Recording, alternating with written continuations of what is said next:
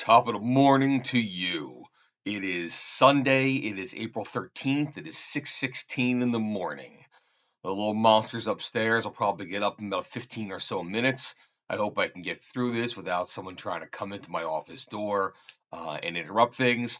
I've actually locked the door, but that just means that they'll try about 4 times before they realize the door doesn't open yet. So, um, here I am back with another edition of Joe's book review on one of the latest that I actually read and put into this mind of mine.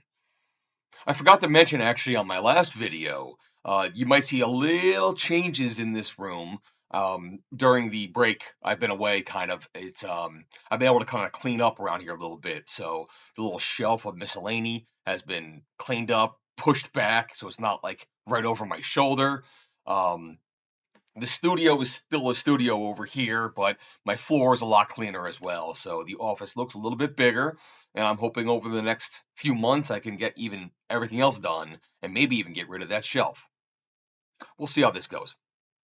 Unfortunately, I have been able to get a new computer, which I'm very happy with, but the camera seems to be my problem on my new computer. It is the camera I had before, which ironically was a recent purchase. So I either have to go back to my old media or I have to go buy another brand new camera for my computer. Right now I'm doing this on my laptop, which is my studio computer, and I'll get through this. So, what do we have here today in store? This book is called A Cup of Tea in Wonderland and is written by Dr. Donna Clovis.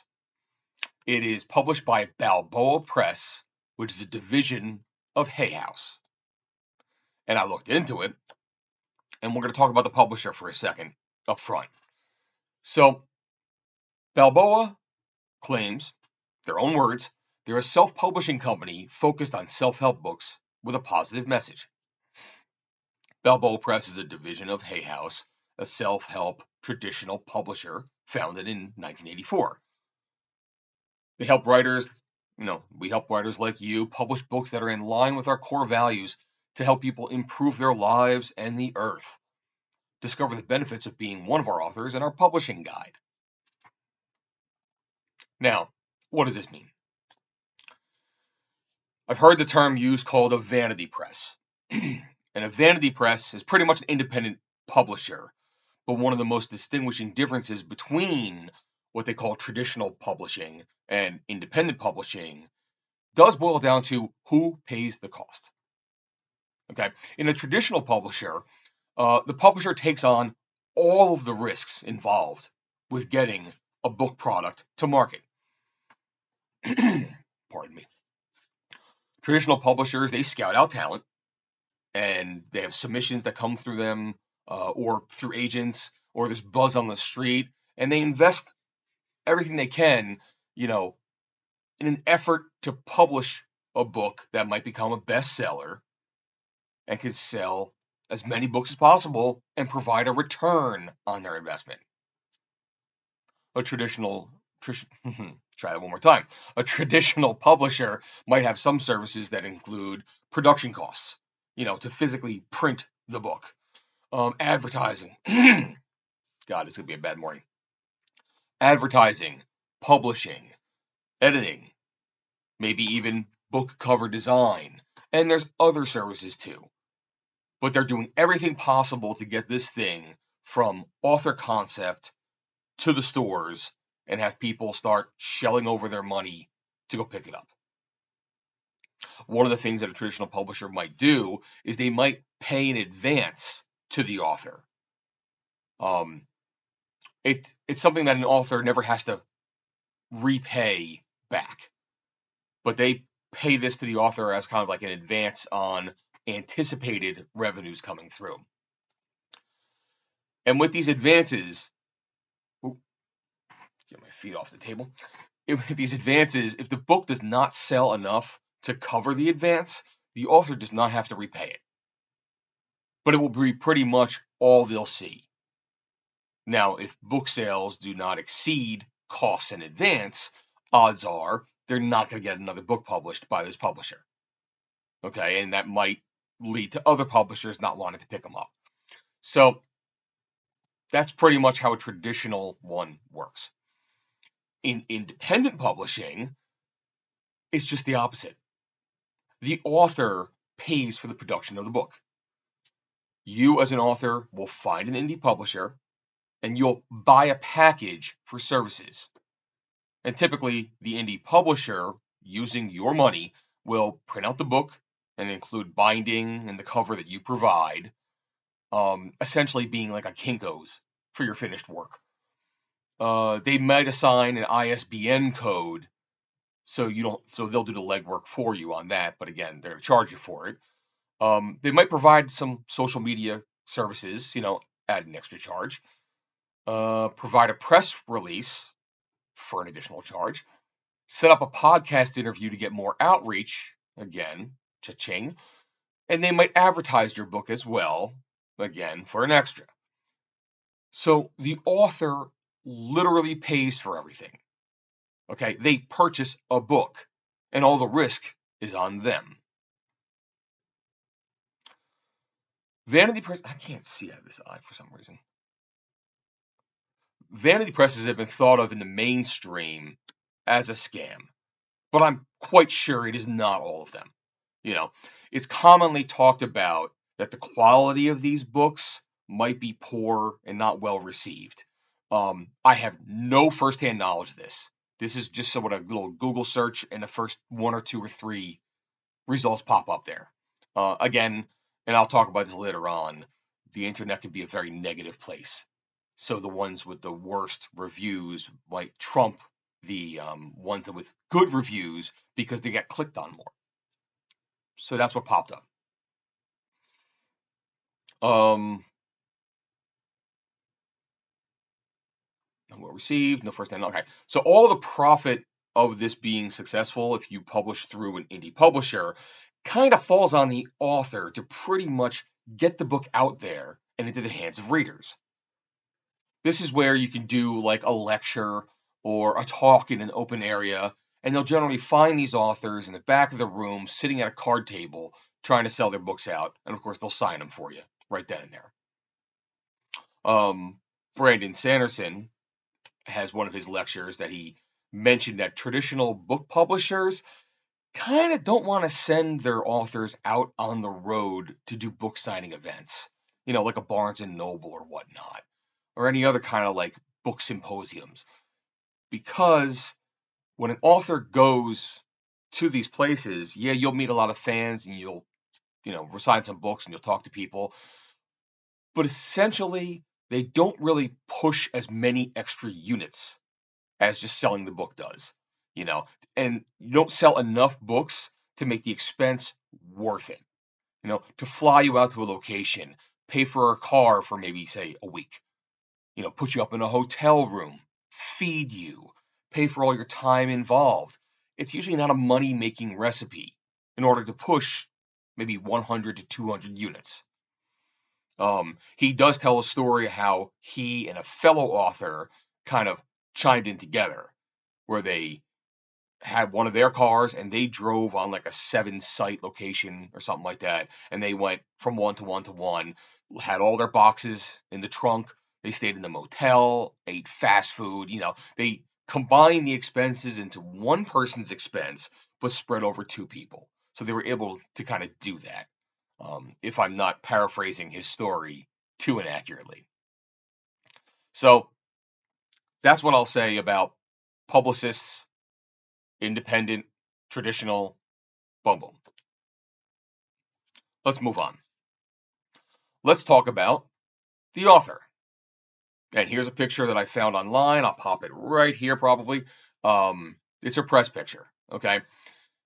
Dr. Donna Clovis is an adjunct professor at Rider University with a doctorate from Columbia University. And being the curious person I am, is what is an adjunct professor versus a professor? They throw an extra word in there. Why? Well, an adjunct professor is a type of academic appointment in a higher education who does not work at the establishment full time. Okay, they're almost like a consultant teacher, to put it in very basic terms. At Rider, she's a professor of theater and English. and she earned her PhD from a teacher's college in Columbia University in Arts and Humanities.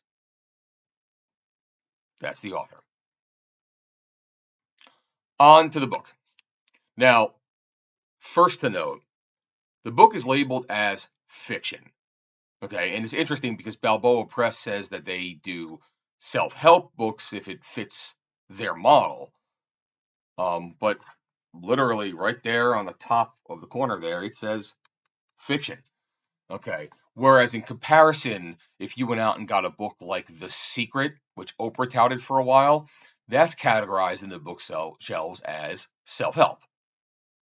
So, being a work of fiction, it does rest on the same shelf that you'll find such things as The Notebook or Ginger Dead Man versus Evil Bong. They're three different types of fiction, but they are all fiction. The total length of this book is 55 pages. That's what you got here. And these 55 pages are written over the course of 27 chapters. Okay. And I could swear there's a chapter or two that the title of the chapter has more words than the chapter itself. There is an example, if it's not too washed out for too long, that's the chapter. That's the title of the chapter. So it doesn't happen that the chapter is more, but on something like this, the chapter itself has one extra word than the introduction of the chapter name. Moving forward, the book has a cover price of $8.99. And it's one of the rare occasions that I've seen that if you purchase this book on Amazon today, that was written in 2022, you can get this for less than half the cover price out there. And here's a little thing I have up here showing you. It's 52% off or something like that, or 58% off.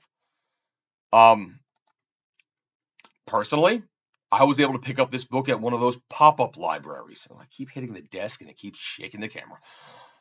At a pop-up library that I pass by often when I bring my son to the soccer fields. One day I said, hey, something, let me stop in there. There always could be something very interesting. So I did. And in fact, he picked up one or two things for himself as well. So it was a fantastic find. So,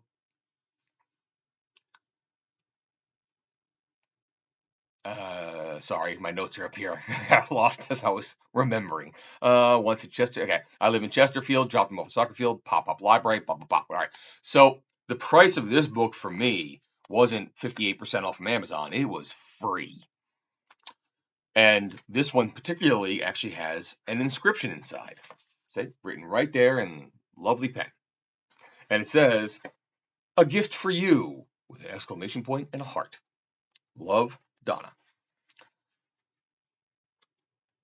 So I'm now wondering, because this is the second review I did in a row that had an inscription on the inside. So did the person who received this book just not shivgit about the book either? Or is there a potential that Dr. Donna Clovis actually lives in my neighborhood?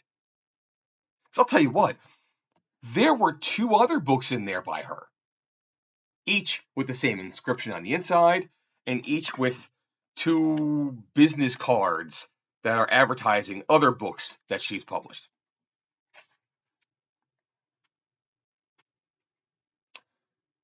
That's how I came to the book. Let me go on about what A Cup of Tea in Wonderland is actually about. And honestly, I couldn't even describe it. Let me set the stage. Okay, with the cover and the title, you're obviously going to be brought to thoughts of Alice in Wonderland. Okay, Alice's Adventures in Wonderland was written by Lewis Carroll in 1865, and he followed it up with a sequel called Through the Looking Glass in 1871. And Carroll wrote Alice in Wonderland arguably as a critique on the Victorian ideals of childhood. It is filled with symbolism, linguistic puns and parodies, allegories of eating and devouring, a brush with a company of characters who are touched by insanity, and some overall nonsense sprinkled in. Alice's Adventures in Wonderland easily cracks the top 5 of my most favorite books I've ever read. Okay, and full disclosure, if you're wondering why I'm even putting forth the effort of doing this book review on this writing, it's 100% because of that. Okay, try this again. Dr. Donna Clovis utilized the imagery of something that I hold dear, a literary work that I cherish, and turned it into this. And such, again, horrible morning for me. And just so you don't think I went through this and said, pshaw, garbage, I read this 3 times. Okay, albeit once was on the shitter, because it was a fast read. And the lovely wife experimented with something brand new for dinner the night before, so I had time. But as far as what's actually on the inside of these pages, oh God, I'm trying to put this through as logically and succinctly as I can, which is funny because with all the references to Alice in Wonderland, it's not about logic. Maybe that's part and parcel of the reason. But the original setting in this is at the Firestone Library at Princeton University, and also simultaneously the Tiger Tea Room. I don't know if the tea room is located in the Firestone Library. I don't know Princeton very well. I've been there twice in my life. The first time to visit a friend, and we played Beirut at one of their eating companies, and the second time to watch a show, I think. Being in this tea room, in this library, there's a reference that it is a racist, segregated place. And I cannot tell by the word usage if she's writing about the Princeton place specifically, or saying that the Mad Hatter's Tea Party is a racist, segregated place. I don't know the answer to that one. I'm just commenting that these are the words in there. There's much said in these pages about the human heart, how it's swathed in a strong magnetic field of collective emotion, and you have the ability to see the past, and you exist beyond time in a vast triangular gravitational tussle between our heart and the strongest magnetic forces of our 2 galaxies. Whenever possible, there's visual references to Alice in Wonderland, about the Mad Hatter's Tea Party, about the white hair being late, about the queen on the chessboard, moving squares and trying to get to the end of it, whatever else. And there's a definitive, certain point being made about white and black. Because you can't forget that, can we? Examples: the checkerboard called Princeton is in a film and realm of segregation called black and white. Mention of pawns are the black soldiers of chess to outwit the queen. And in case you didn't know, there is a black woman who sits on the Supreme Court. And there's another reference to a shooting in Buffalo, New York for the sake of white supremacy. Other than that, in the book, the word quantum is referenced voluminous times in many of these chapters because there's something to do with it and this, which I'm just too stupid to get, apparently. Oh, incidentally, every time the word you is typed in this book, it's capitalized. It's always you, you, you. Like, here's an example. Again, this is going to be washed out for a while. So, if it's you, you, you, you. It's just... And I don't know if that's the kind of thing that's trying to say this is a journey that you are embarking on as you read these pages. And just by saying you in the capitalized, it makes it more personal and more special because you are on this journey through these words. But then it kind of meanders its way over to the end, and it ends on an inspirational note. The final chapter's reference to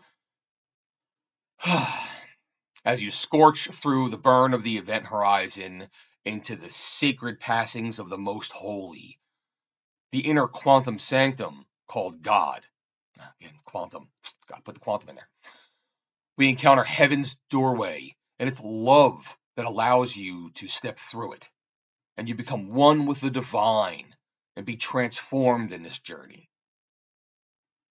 But as you're nearing the end of the journey, the white knights stand against you on this quantum chessboard. Quantum. For the queen is in pursuit of you, but they have no power, because the black pawns are with you, as, ironically, you stand alone. So the black pawns with you as you stand alone. And in 2 moves, you attack back and you repel the white queen, and she disappears into the black hole of quantum space, defeated on the chessboard of time.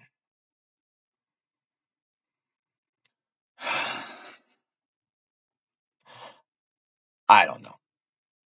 At the end of the day, what do I have to say about this book?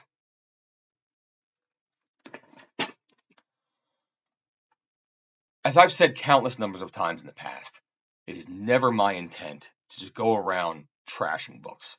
There are way too many videos out there that are solely for hating someone or a cause or a people, or hell, even half the voting base of the United States.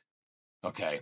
My little corner of this digital world is about my impression of the books I read, that I take my time to go through.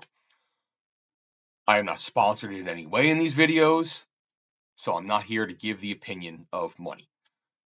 Nor am I looking to promote hate, because I actually have too much respect for authors and people who take on books like this. I myself have the, fever dream that one day I can start writing novels, maybe make it a full-time job. So it's out of respect for that craft that I do want authors to respect the craft. Okay? I have many videos on this regarding my reviews of splatter westerns. In fact, one of the ones that I have to do soon is one of the ones that are coming up. Okay? It's entertainment, and I'm enjoying reading them. Okay? But I do point out there's tons of typos in it. So what I do on this channel is I'll call that out, because, like I said, get off the table, stop rotating the camera. There's tons of typos in there. So I'm calling them out because I respect words too much, that I don't want to see that when I'm reading a finished product. The way it blasts the illusion of being in the book by putting just a mistyping is just a big pet peeve of mine. And this novel is actually the second one that I've picked up for free. And I walked away from it thinking that I spent way too much on it.